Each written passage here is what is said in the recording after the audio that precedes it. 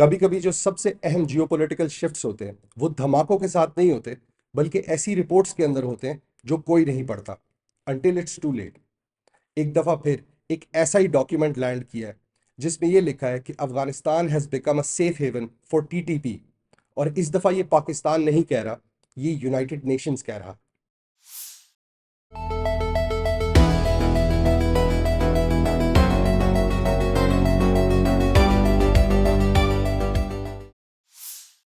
फरवरी 2026 में United Nations की जो सिक्योरिटी काउंसिल है उसकी एनालिटिकल सपोर्ट और सैंक्शंस मॉनिटरिंग टीम ने एक रिपोर्ट दर्ज की जिसमें उन्होंने एक बहुत ही खौफनाक तस्वीर दिखाई कि अफगानिस्तान और टीटीपी का जो नेक्सस है वो बहुत बढ़ चुका है।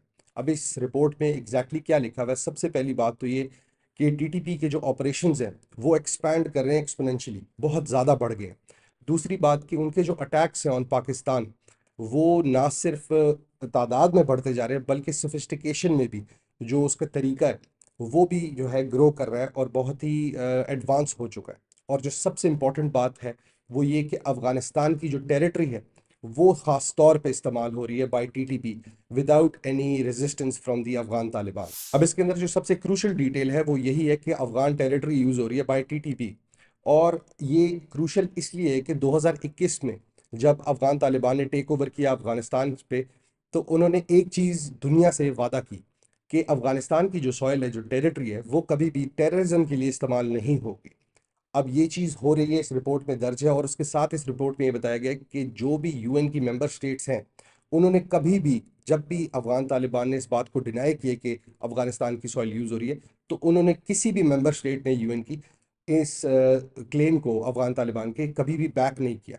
सब ने खामोशी इख्तियार की है और ये सब की खामोशी एक कंसेंसस है। इस कंसेंसस का मतलब ये कि सारी दुनिया इस बात को मानती है कि अफगान तालिबान जो है वो टीटीपी को सपोर्ट करते हैं।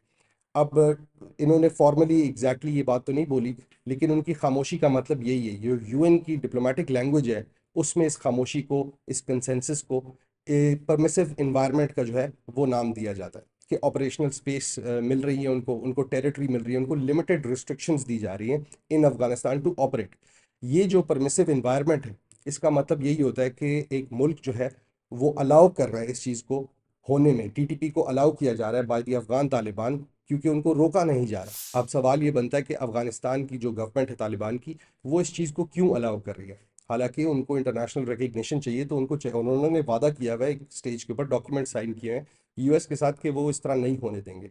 तो क्या वजह है कि वो टीटीपी को सपोर्ट कर रहे हैं या फैसिलिटेट कर रहे हैं, या उनको कोई भी रिस्ट्रिक्शन नहीं दे रहे, परमिसिव इन्वायरमेंट जो है वो दे रहे हैं? अब इसकी जो है दो तीन एक्सप्लेनेशन मेरे ख्याल से हैं। उसमें सबसे पहले जो है वो आइडियोलॉजिकल अफिनिटी है।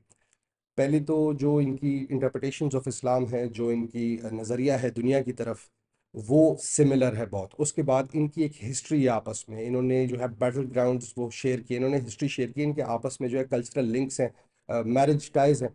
तो इस वजह से अफ़गान तालिबान जो है टीटीपी को बहुत हद तक इग्नोर कर देते हैं, उनकी हरकतें जो बाकी ममालिक को तंग करती हैं, जिससे क्रॉस बॉर्डर टेररिज्म होता है। इस वजह से ये अलाउ किया जाता है बाय द अफ़गान तालिबान कि टीटीपी ऑपरेट करती है। दूसरी एक्सप्लेनेशन इसकी आई थी एक स्ट्रेटेजिक लेवरेज।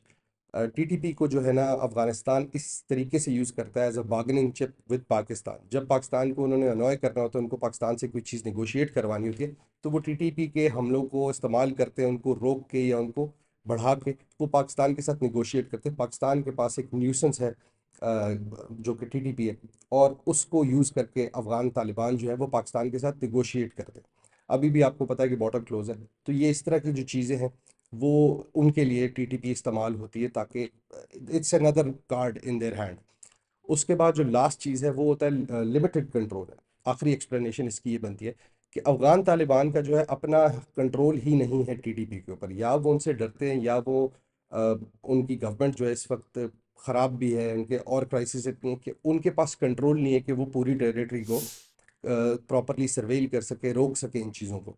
और अफ़गान तालिबान जो है वो इस उनकी कैपेबिलिटी नहीं है बेसिकली कि वो टीटीपी को रोकें, या किसी और जो भी वहाँ पे आईएसएस भी है, आईएसकेपी वगैरह, उन सब टेररिस्ट ऑर्गेनाइजेशंस को वो कंट्रोल करें।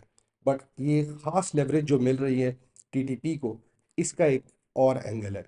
वो मेरे ख्याल से बाकी दो पे ज़्यादा, बाकी दो एक्सप्लेनेशंस जो हैं उसको ज़्यादा अच्छे तरीके से वो एक्सप्लेन करती हैं। लिमिटेड कंट्रोल भी उसके अंदर फैक्टर इन हो जाता है। अब ये जो तीनों एक्सप्लेनेशन मैंने आपको दी हैं, इनकी डिफरेंट इम्प्लीकेशंस हैं, और इसमें से कोई भी ऐसी नहीं है जिससे पाकिस्तान की या दुनिया में किसी भी मुल्क की हौसला अफजाई हो या यूएन की कोई भी चीज़ रीअश्योरिंग नहीं। ये रिपोर्ट कहती है इंडियन सब कॉन्टिनेंट के अंदर टीटीपी और अलकायदा का जो है वो टैक्टिकल इंटरसेक्शंस बहुत ज़्यादा है, स्पेसिफिकली जो इनकी एक फैक्शन है अलकायदा की आईएसएल के, उसके साथ अगर ऐसी बात होगी तो पाकिस्तान के अलावा जो है पूरी दुनिया के लिए एक बहुत कंसर्निंग बात है, क्योंकि इसकी वजह से रीजनल डिस्टेबलाइजेशन भी होगी, क्रॉस बॉर्डर इंसर्जेंसीज भी बढ़ सकती हैं, और जो ब्रॉडर आप कह लें रिस्क है ऑफ ट्रांसनेशनल टेररिज्म थ्रेट्स वो बहुत बढ़ेगा। अब जो इंटरनेशनल कम्युनिटी है वो इसी खतरे से डर रही थी जब 2021 में यूएस ने विड्रॉ किया फ्रॉम अफगानिस्तान, और इस यूएन की रिपोर्ट की वजह से हमें ये नज़र आ रहा है कि वो जो उनकी कंसर्न थी दुनिया की, जो इंटरनेशनल कम्युनिटी की, वो काफ़ी हद तक सही थी, क्योंकि अब ये चीज़ें हमें होती हुई नज़र आ रही हैं। तो अगर हम बात करें कि पाकिस्तान के लिए ये जो रिपोर्ट है ये कितनी इंपॉर्टेंस होल्ड करती है, तो उसमें सबसे पहले बात ये आ जाती है कि ये डिप्लोमेटिकली पाकिस्तान के लिए एक बहुत ही पावरफुल चीज़ है। सबसे पहले बहुत सालों से पाकिस्तान जो है ये कंसर्न शो कर रहा था दुनिया को कि क्रॉस बॉर्डर थ्रेट्स और अटैक्स जो है वो बढ़ रहे हैं, और उसमें अफगानिस्तान कंप्लिसिट है। अब ये बात सिर्फ पाकिस्तान नहीं कर रहा, बल्कि यूएन की डॉक्यूमेंटेशन और रिपोर्ट्स जो है इस चीज़ को वैलिडेट कर रही हैं। अब ये जो है ओवरऑल कॉन्वर्सेशन को दो तीन तरह से जो है बदलता है या आगे बढ़ाता है।